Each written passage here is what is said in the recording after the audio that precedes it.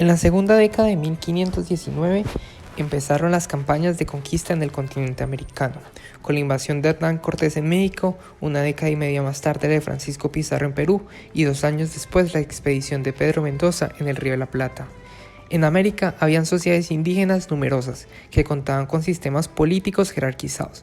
Con frecuencia, antes del colonialismo, las élites controlaban los procesos productivos del resto de la sociedad.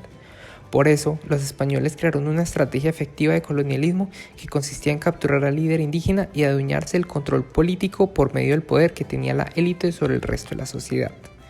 En noviembre de 1519, Cortés llegó a la capital azteca de Tenochtitlán y fue recibido por Moctezuma.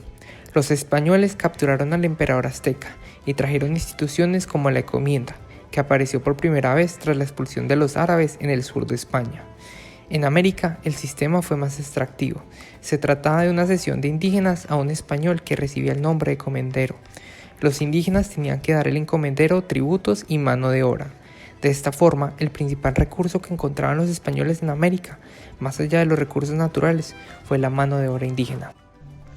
Las estrategias españolas son bien conocidas gracias a los escritos de religiosos como Francisco Bernardino y Fray Bartolomé de las Casas que, desilusionados, denunciaron el trato cruel y explotador de los españoles.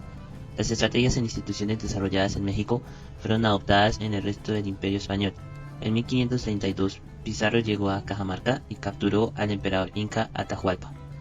Al igual que en México, los nativos fueron divididos en encomiendas gracias al control de los españoles sobre la aristocracia de Cusco.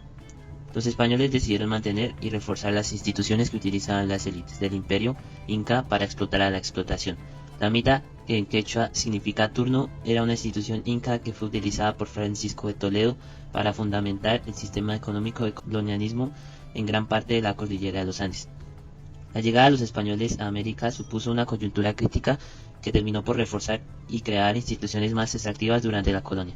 A pesar de las independencias, los efectos de esas instituciones son relevantes incluso en la actualidad. Un estudio de Darren Acemoglu, Camilo García y James Robinson reveló que las regiones de Colombia con mayor prevalencia de esclavitud durante la colonia hoy en día tienen un peor desarrollo económico y social.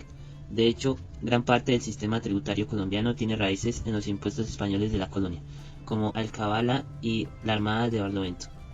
La centralización política, aunque fue definida durante la independencia, también tiene su origen en las dinámicas del Imperio Español en América.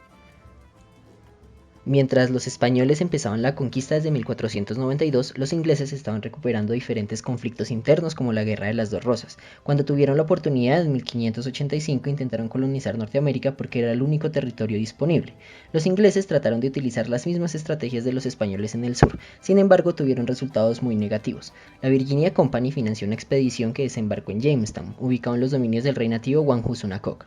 A diferencia de los incas, los indígenas del norte no tenían un poder tan centralizado y eran sociedades mucho más pequeñas. Los ingleses trataron de conquistar a los nativos, pero no lo lograron, y cuando llegó el invierno se vieron obligados a cultivar sus propios alimentos. La situación era bastante precaria. Mientras el capitán Newport regresaba a Inglaterra en búsqueda de más alimentos y más colonos para la conquista, el capitán John Smith se dio cuenta que las estrategias que habían utilizado los españoles no servirían en el norte.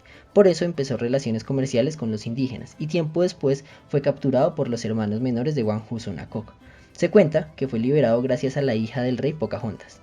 El 2 de enero de 1608, Smith regresó a Jamestown. Al ver que no podía controlar a los indígenas, la Virginia Company trató de presionar a los colonos, los cuales perdieron los incentivos para continuar en Norteamérica bajo esas condiciones. A pesar de que la Virginia Company y la élite inglesa trataron de reprimir a los indígenas y a los colonos, nunca lo consiguieron. El resultado fue que las 13 colonias en Norteamérica terminaron desarrollando gobiernos más representativos e inclusivos en comparación con los virreinatos españoles. Estas diferencias entre las dinámicas del norte y el sur son coyunturas críticas que en últimas terminaron configurando desarrollos institucionales diferentes. Las coyunturas críticas tienen la capacidad de modificar o reforzar las instituciones que desarrollan las sociedades, determinando diferentes niveles de desarrollo económico y social.